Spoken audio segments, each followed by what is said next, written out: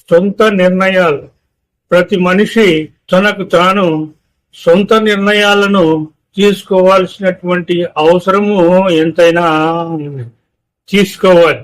ఏ విధంగా తన సొంత నిర్ణయాలను తీసుకోవాల్సినటువంటి అవసరము ఉంటుంది అంటే, ప్రతి మనిషిలోనూ నిర్ణయాలను తీసుకునేటువంటి సమయంలో అతను ఎప్పుడు కూడా తన జీవిత గమ్యాలైనటువంటి సహజమైనటువంటి ఆలోచనలను ఏర్పాటు చేసుకోవాలి.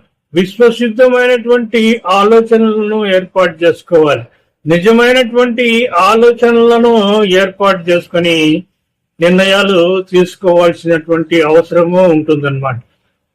ప్రతి నిర్ణయం కూడా అటువంటి సహజత్వాన్ని, విశ్వసిద్ధతను, నిజాన్ని ఏర్పాటు చేసుకుని నిర్ణయాలు తీసుకునేటువంటి సమయంలో ప్రతి వ్యక్తి కూడా సరైనటువంటి స్థిరమైనటువంటి ఆలోచన విధానాన్ని ఏర్పాటు చేసుకుని నిర్ణయాలు చేసుకోవాలి.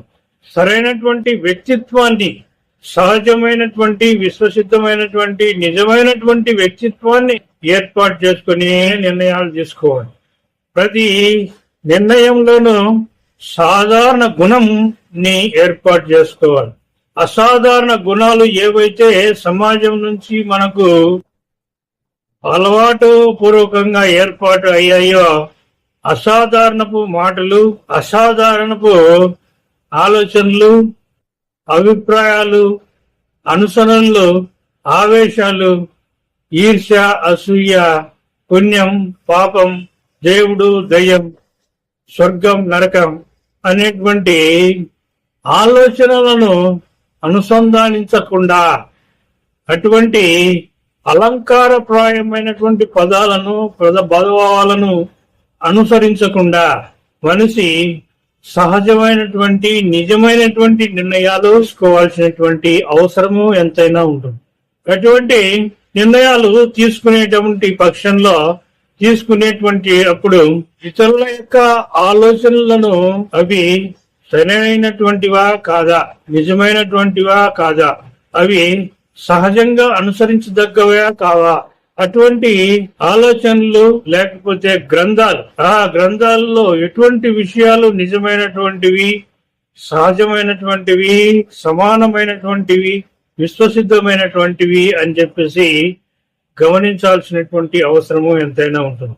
తర్వాత ఇతర మనుషులను అనుసరించడంలో కూడా గొప్ప వ్యక్తులను అనుసరించడం, గొప్ప వ్యక్తులలో ఎంతవరకు వారు సహజంగా ప్రవర్తించారు, విశ్వసిద్ధంగా ప్రవర్తించారు, నిజంగా ప్రవర్తించారు అన్నటువంటి ఆలోచన భావాలను ఏర్పాటు చేసుకోవాలి.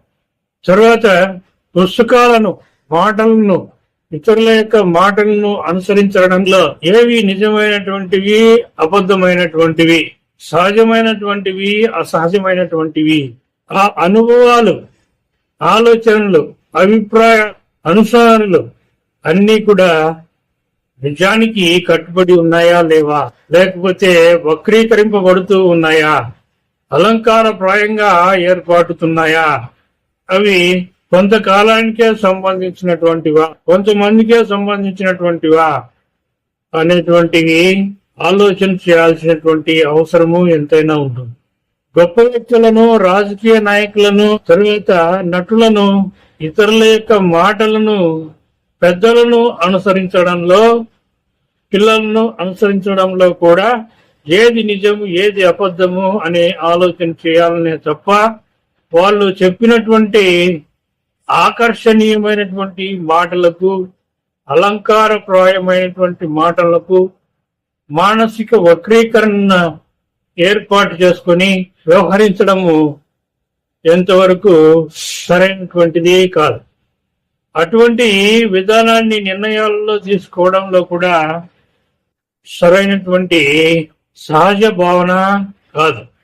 కాబట్టి ప్రతి ఒక్కరు కూడా ఎట్టి పరిస్థితుల్లోనూ, ప్రతి ఒక్కటి కూడా, ప్రతి వ్యక్తి కూడా, ప్రతి సందర్భం కూడా, ప్రతి ప్రదేశం కూడా, ప్రతి కాలం కూడా, ప్రతి వ్యవహారం కూడా, అన్నీ కూడా అవి సహజ భావాలు కలిగి ఉన్నాయా, విశ్వసిద్ధమైనటువంటి భావాలు కలిగి ఉన్నాయా, నిజమైనటువంటి భావాలు కలిగి ఉన్నాయా అని స్థిరత్వంతో, వ్యక్తిత్వంతో, సాధారణ గుణంతో ఆలోచన చేసి నిర్ణయాలు తీసుకోవాలి తప్ప ఎట్టి పరిస్థితుల్లో కూడా మనిషి వక్రీకరింపబడి, అనుసంధానింపబడి ఇతరుల ద్వారా నిర్ణయాలు తీసుకోవడం వల్ల మనిషికి సమస్యాత్మకంగా మారుతాడు.